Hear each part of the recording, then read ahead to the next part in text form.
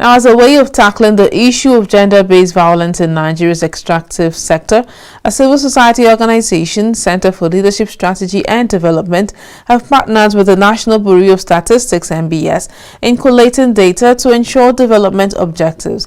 They made this known on Wednesday during the Center LSD National Masculinity Conference on gender-based violence in the extractive sector in Nigeria. Here's the rest of the story.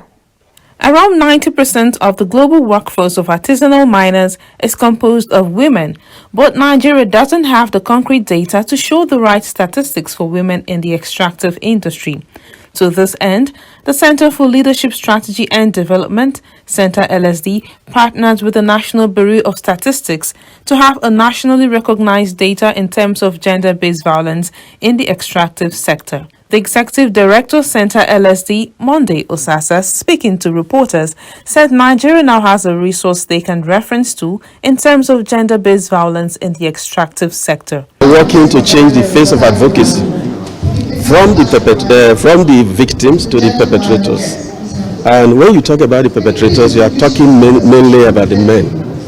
But we discovered that even when the perpetrators are known, even when the victims are also known, there's no clear statistics, such that if somebody wants to write anything about gender-based violence, there is nowhere you can go to get data.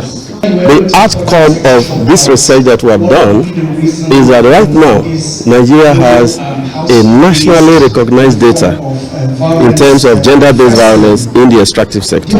Today, I can boastfully say that Nigeria has a resource that they can reference anytime, any day in terms of gender-based violence in the extractive sector. Speaking during his presentation, Roland Nwosu, a senior statistician at the National Bureau of Statistics, says the research was necessary because Nigerian women face discrimination in all phases of the extractive industry, hence the reason why the Center LSD, alongside National Bureau of Statistics, ventured into this research. This research first seeks to shed light on SGBV, which is the sexual and gender-based violence, within the extractive communities in selected states by specifically looking at the gender dimension of the potential impacts and benefits of the extractives on women. Definitely, the impact, that's the damage. And then if it's been corrected, that's the benefit. If women are empowered, if women are kept on the same scale with that of the men counterpart, definitely we will definitely have a turnaround in our economy, in our society.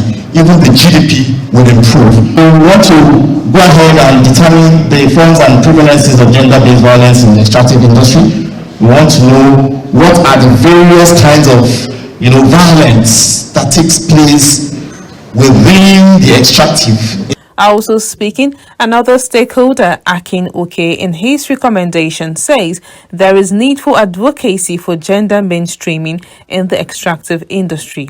There has to be intentional, deliberate efforts to create the legal and sociocultural practices that would include women and offer the access to resources and opportunities that what we currently practice as artisanal and small-scale mining can offer. Secondly, we need advocacy to strengthen the implementation of existing laws. The extractive industry has the potential to deliver significant growth and development opportunities for host countries. Hence, these stakeholders believe if women are kept on the same scale as their male counterparts, there will be a turnaround in Nigeria's economy.